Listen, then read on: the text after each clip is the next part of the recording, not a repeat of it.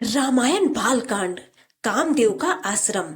दूसरे दिन ब्रह्म मुहूर्त में निद्रा त्याग कर मुनि विश्वामित्र तृण शैयाओं पर विश्राम करते हुए राम और लक्ष्मण के पास जाकर बोले, हे राम और लक्ष्मण, जागो, रात्रि समाप्त हो गई है। कुछ ही काल में प्राची में भगवान भुवन भास्कर उदित होने वाले हैं। जिस प्रकार वे अंधकार का नाश कर समस्त दिशाओं में प्रकाश फैलाते हैं, उसी प्रकार तुम्हें भी अपने पराक्रम से राक्षसों का विनाश करना है।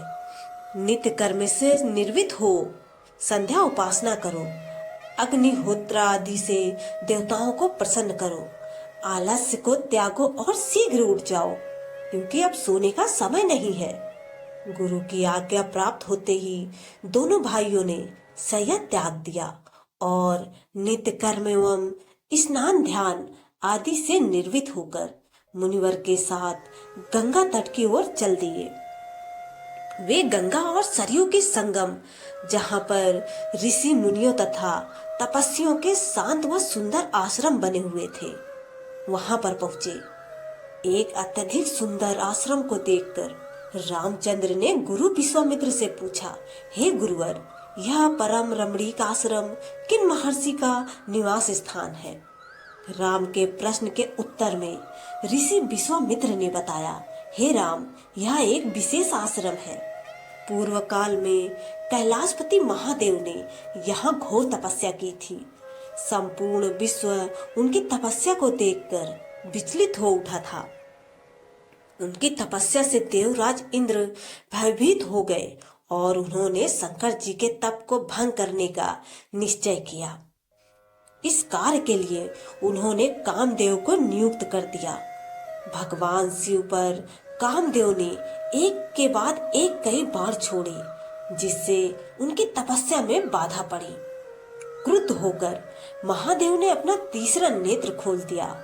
उस तीसरे नेत्र की तेजोमयी ज्वाला से जलकर कामदेव भस्म हो गए। देवता होने के कारण कामदेव की मृत्यु नहीं हुई, केवल शरीर ही नष्ट हुआ। इस प्रकार अंग नष्ट हो जाने के कारण उनका नाम अनंग हो गया और इस स्थान का नाम अंग देश पड़ गया। यह भगवान शिव का आश्रम है, किंतु भगवान शिव के द्वारा यहाँ पर कामदेव को भस्म कर देने के कारण इसे कामदेव का आश्रम भी कहते हैं। गुरु विश्वामित्र की आदेश अनुसार सभी ने वही रात्रि विश्राम करने का निश्चय किया। राम और लक्ष्मण दोनों भाइयों ने वन से कंद मूल फल लाकर मुनिवर को समर्पित किए और गुरु के साथ दोनों भाइयों ने प्रसाद ग्रहण किया।